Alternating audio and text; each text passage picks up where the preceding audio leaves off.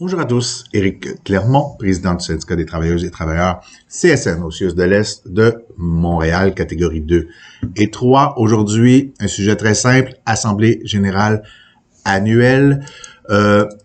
D'emblée, l'Assemblée générale annuelle va débuter dès dimanche matin, le 19 février à 10 heures et va se terminer le 27 février à Maisonneuve-Rosemont. Donc, en tout, on parle de 5 séances virtuelles en Zoom, 5 séances en présentiel dans les 3 centres hospitaliers. Et en tout, là, on a 10 séances d'Assemblée générale. Donc, en principe, vous devriez être capable de trouver un coin là, pour venir nous rejoindre et participer à nos assemblées.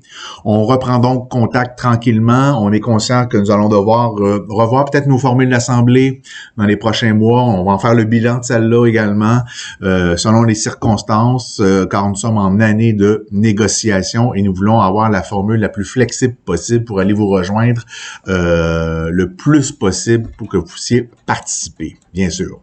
Les dates, les heures, les liens Zoom sont disponibles sur notre site web. Vous les voyez d'ailleurs sur notre page Facebook actuellement. On vous invite par le fait même à remplir votre carte de membre également à partir du site web pour ceux qui ne l'ont pas fait pour participer aux assemblées générales. Donc oui, il faut être membre pour participer aux assemblées. C'est très, très important. Donc, prenez conscience de cet horaire-là. Ça commence dimanche. Il y en a toute la semaine, autant en présence qu'en Zoom. On fait vraiment une formule mixte pour cette fois-ci. On va vous présenter un bilan financier du syndicat et du budget 2022-2023. On est conscient que c'est pas le sujet le plus populaire chez nos membres, la question financière de leur syndicat. Pourtant, c'est une question qui est centrale. Le nerf de la guerre, c'est les budgets dans un syndicat, autant pour les services que pour nos rapports de force comme syndicat. Donc, et aussi dans l'optique et de la création d'un fonds local de grève, l'aspect financier du syndicat là, est primordial. Donc, on va tenter de vous rendre ça le plus simple possible, de vous expliquer où on en est rendu au niveau des budgets et également, on va aborder la question nécessaire là, de la création d'un fonds local de grève, alors qui est historique et tout à fait nouveau. On se souvient que lors de l'Assemblée de septembre 2022, les membres ont voté pour le principe d'un fonds local de grève. Donc, le principe est adopté. Maintenant, ce qu'on va faire à partir de la semaine prochaine ensemble, c'est de vous présenter comment on va gérer ce fonds de grève-là avec l'adoption d'un statut et règlement seulement pour le fonds de grève. Pour nous, là, c'est extrêmement important là, que ce fonds-là soit géré de façon transparente et avec rigueur. Donc, d'où l'importance d'être à l'Assemblée pour bien saisir dans quoi nous sommes. Négociation 2023, hein, vous en entendez parler, les journaux, on envoie des communiqués. On va faire un premier état de la négociation nationale. On va se le dire qu'il n'est pas tout à fait débuté, même si il y a eu des échanges entre le gouvernement et le Front commun, n'en demeure pas moins qu'officiellement, elle n'est pas débutée.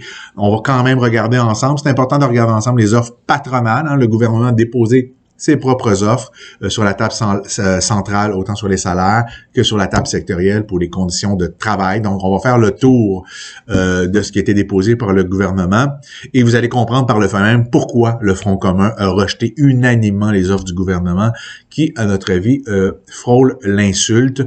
On sent une grande déconnexion ou mauvaise foi, on sait pas trop, mais on sent pas un gouvernement qui est vraiment alerte sur l'ensemble des enjeux là, que les réseaux de la santé et des services sociaux vivent. Rappelons que le Front commun, hein, c'est un petit rappel, est constitué de la FTQ, CSQ, APTS et bien sûr de la CSN. Pour nous, c'est un rapport de force historique extrêmement important. Dois-je répéter encore une fois que votre présence est essentielle? Comme membre d'un syndicat, vous avez quelques devoirs, dont celui de participer à l'instance suprême du syndicat, qui est l'Assemblée générale. Un syndicat, c'est un outil collectif de défense de vos droits, mais encore faut-il s'en occuper. Plus que jamais actuellement, là, dans un contexte où le réseau de la santé, des services sociaux est dans une sorte de crise permanente, c'est encore plus important de participer, de savoir, de connaître les enjeux et d'être présent là, pour améliorer néanmoins notre sort, du moins dans le contexte de la négociation également. Donc, soyons nombreux, au plaisir de vous voir et oui, au plaisir de vous voir, en ondes ou en présence. Donc, bonne fin de journée à tous et salutations.